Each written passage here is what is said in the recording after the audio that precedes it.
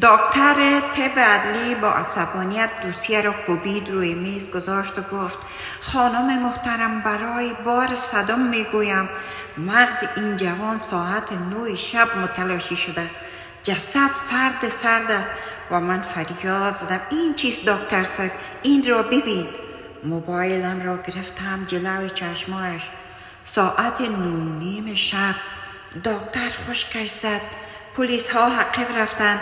هیچ کس جواب نداشت که احمد 9:30 شب زنگ زده و صدا از خودش رو ثابت شده و بعد از تحقیقات البته به همه مبهم بود.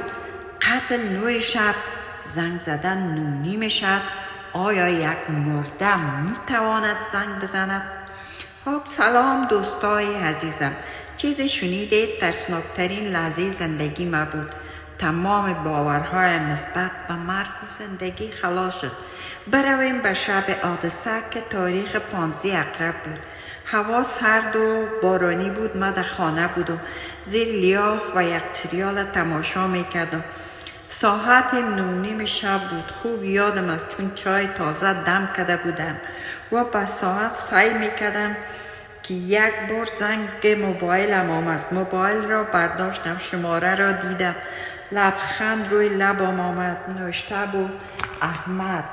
گفتم: به به، کجایی جوان؟ گم هستی؟ صدای احمد آمد، صاف شفاف و خوشحال، گویی همینجا کنارم هست. گفت: لیلای عزیزم، خوبی؟ تشویش نکن، من کارم خلاص شد، طرف خانه شما میایم، با هم چای را یک جای خورده از خاله جان و کاکا جانم هم دیدن میکنم، بعد خانه میروم. البته احمد نامزدم بود. من منتظر بودم. ساعت 10 شب شد، 11 شب، 12. از او خبری نشد. با موبایلش بارها زنگ زدم، جواب نیامد. یک حس بد مثل یک سنگینی روی سینه‌ام نشست. اما با خود گفتم دیوانه نشو، البته ناوقت شده، به خانه رفته، شاید موبایلش چارج خلاص نکرده و فکرش نشده به چارج بانه. خب شب خوابیدم. صبح وقت ساعت 6 بجه با صدای سنگ دروازه از خواب پریدم. پدرم زودتر رفت و دروازه را باز کرد. مامور پلیس بود. من وقت خطا شدم و 2 مامور پلیس آنجا استاده بود، چهره های جدی. من با دلهره عمیقی جلو پلیس استادم و گفتم: خیریت است؟ او پرسید: شما دوست احمد هستید؟ پدرم گفت: نامزدش است. یکشان سر را پایین انداخته و گفت: متاسفم، جسدشان دیشب در یک سرک فرعی پیدا شده، باید برای شناسایی بیایید طب عدلی.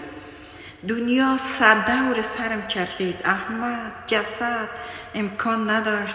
دیشب با او گپ زدم. با سر وضع پریشان خود را به طب عدلی رساندیم. به سردخانه بوی کافور و مرگ میداد. هوایش سرد و سنگین بود. روکش سفید را از روی صورتش کنار زدند. زانوهایم سست شد. خودش بود، احمد. رنگش مثل گچ سفید شده بود. لبهایش کبود. دیگر نفهمیدم.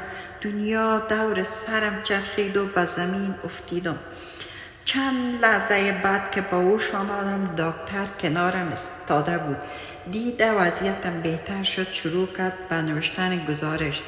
ساعت مرگ دقیقاً بین 8 و 9 شب بوده، یعنی ساعت 9 او دقیقاً فوت کرده.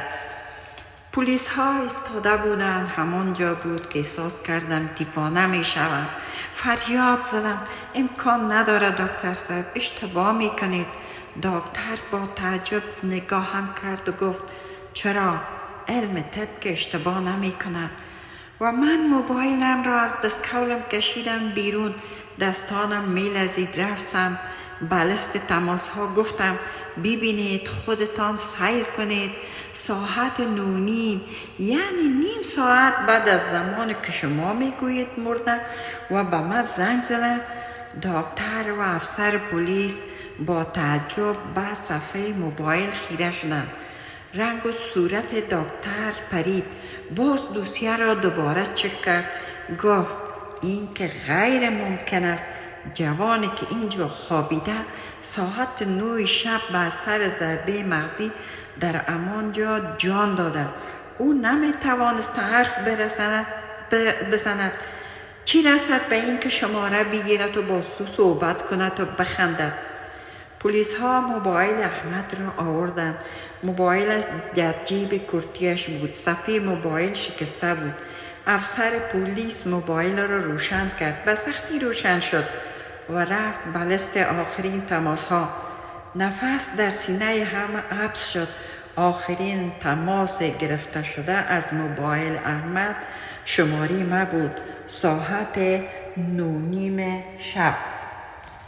افسر پلیس گفت شاید قاتل زنگ زده باشد. گفتم نه، صدایش بود، صدای خودش. ما شوخی کردیم. قاتل که نمیدانست ما چه اصطلاحات داریم. قاتل که صدای احمد را نداشت خودش بود. من و احمد رمزهای بین خود داشتیم. هیچ کس نمیدانست. خود احمد بود. قسم به خدا که خود احمد بود. سکوت مطلق در سردخانه حاکم شد. هیچ کس جواب نداشت.